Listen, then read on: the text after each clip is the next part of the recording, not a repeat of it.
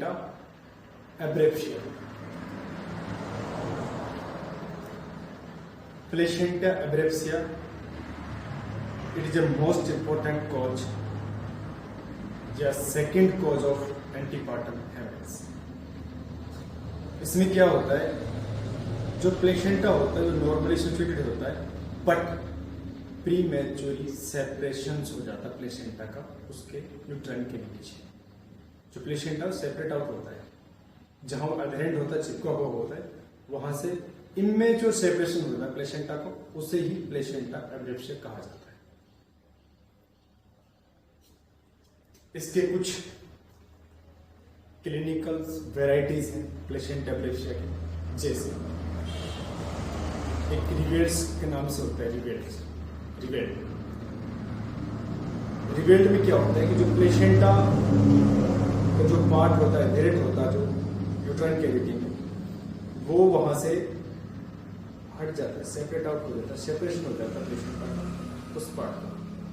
और जो ब्लड वहां से, जो ब्लड वेसल्स, जो टिश्यू अदर होते हैं, तो उसमें जो ब्लड वेसल्स होते ब्रेक होते हैं, वहां से ब्लड रिश्ता हुआ एक्सटर्नली सीन होता है वेजाइना के थ्रू, उसको रिवर्स बोला जाता है। एक कैंसल्ड होता है। कैंसल्ड में क्या होता है कि जो प्लेसेंटा होता है उसके बिहाइंड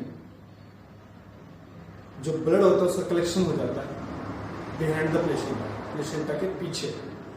वहां जो ब्लड है वो एक्सटर्नली सीन नहीं होता, वो बाहर दिखाई नहीं देता, बट वो प्लेसेंटा के पीछे इकट्ठा हो जाता है, उसको हेमाटोमा फॉर्मेशन हो जाता है वहां पर, प्लेसेंटल हेमाटोमा। तो ये एक कंसल्टेड जो डेंजर प्रोसेस है, डेंजर कंडीशन है। इसमें जो थ्रोम्बोप्लास्टिक हार्मोन्स का सेक्रेशन होता है, और वो थ्रोम्बोप्लास्टिन होता है जो वो मदर के सर्कुलेशन में जाकर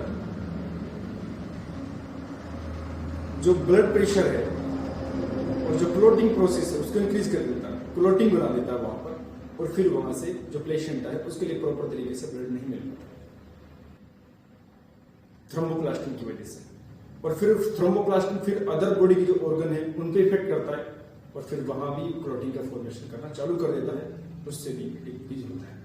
प्लेसेंटा के लिए एडिक्वेट अमाउंट में फ्लूइड नहीं पहुंच पाता। एक होता है नेक्स्ट में क्या होता है कि जो कुछ पार्ट है जो ब्लड का जैसे सेपरेट हुआ प्लेसेंटा, वहां से कुछ पार्ट तो ब्लड का रिस्क के बाहर आ गया वेजाइनल ट्रैक्ट के द्वारा, कुछ वहीं पर हेमाटोमा फॉर्मेशन कर रहा था,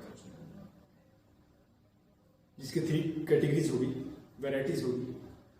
अब इसकी क्या इटोलॉजी है, क्या कारण है जो प्लेसेंटा एब्रेप्शिया होता है। जैसे मल्टीग्रेविड पेशेंट है, कई बार प्रेगनेंसी हो चुकी है, या एडवांस एज है, एज 35+ है, या फिर स्मोकर है, या ट्रोमेटिक इंजरी है, या कोल्ड शॉट है प्लेसेंटा का, या फिर अपन बोल सकते हैं मालन्यूट्रिशन से सफर कर रहा पेशेंट, लो सोशियो इकोनॉमिक स्टेटस है, यानी पुअर पेशेंट, उनके लिए प्रॉपर तरीके से हाइजीन नहीं मिल पा रहा है, प्रोटीन्स वगैरह नहीं मिल पा रही, उस कंडीशंस में प्लेसेंटा सेपरेशन की मोर चांस होती है। या अपन इसमें और कोज भी रख सकते हैं, जिसमें और कोज में जैसे हाइपरटेंशन ड्यूरिंग प्रेगनेंसी, या प्लेसेंटल एनोमलीज, या सिक प्लेसेंटा, या फोलिक एसिड डेफिशिएंसी की वजह से भी प्लेसेंटा एब्रेप्शिया होता है, जैसे कोर्सेस। अब अपन इसकी कुछ क्लिनिकल ग्रेड के बारे में बात कर लेते हैं। क्लिनिकल ग्रेड कितनी होती है इसकी। जैसे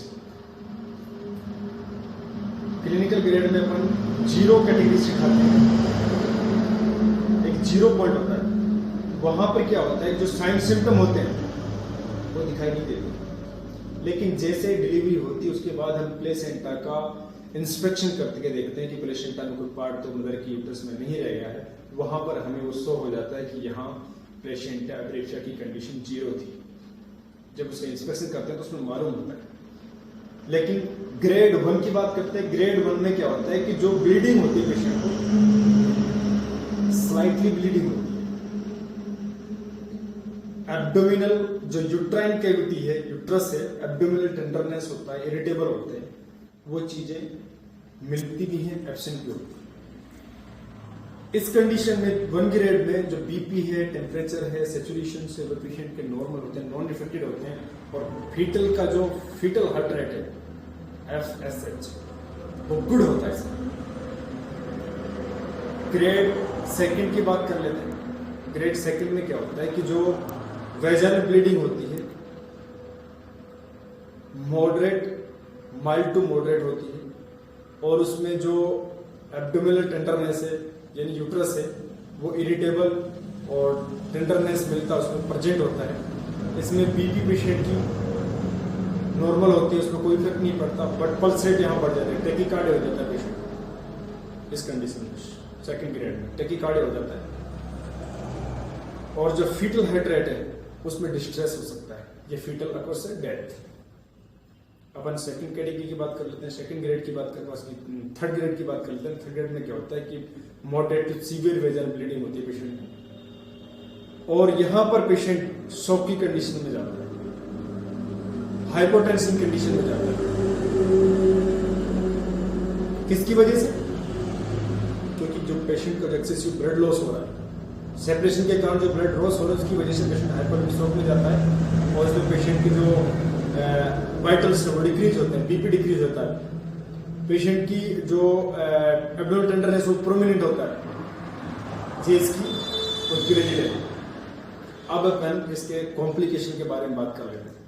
कॉम्प्लिकेशन में क्या होता है? कॉम्प्लिकेशन में भी 2 टाइप के कॉम्प्लिकेशंस होते हैं, एक मैटरनल कॉम्प्लिकेशन होता है, एक फीटल कॉम्प्लिकेशन होता है। फीटल कॉम्प्लिकेशन में क्या होता है? जो फीटल डेथ हो जाती है, फीटल डिस्ट्रेस में चला जाता है, फीटल एनोक्सिया हो जाता है, या प्रीमेच्योरिटी, ये फीटल के कॉम्प्लिकेशन हो गए। अब मदर के कॉम्प्लिकेशन की बात कर लेते हैं। मदर में क्या क्या कॉम्प्लिकेशन हो सकते हैं? लाइट देते हैं, हेमरेज होता है, हाइपोलिमिक शॉक में जाता है patient, postmortem haemorrhage,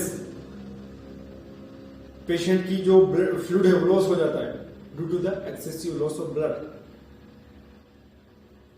atony of uterus के कारण जो ब्लड एक्सेसिव लॉस होता है पेशेंट शॉक में जाता है, जिसकी कुछ कॉम्प्लिकेशन। मदर की 2 से 8% डेथ हो जाती है इस कंडीशन में due to the excessive remove out, excessive separation of placental part and excessive loss of fluid through vaginal tract by this conditions. या पर्पल सेप्सिस होता है, ये कंडीशंस है इस कंडीशन में देखने को मिलती है कॉम्प्लिकेशंस। नेक्स्ट वीडियो में मैं आपसे डिस्कस करूंगा इसका मैनेजमेंट क्या होना चाहिए, किस तरीके से इसका मैनेजमेंट करें। तो उससे पहले मैं आपसे बताऊंगा, आपको एडवाइस करूंगा कि आप मेरे चैनल को शेयर करें, सब्सक्राइब करें और बेल आइकन को प्रेस करें।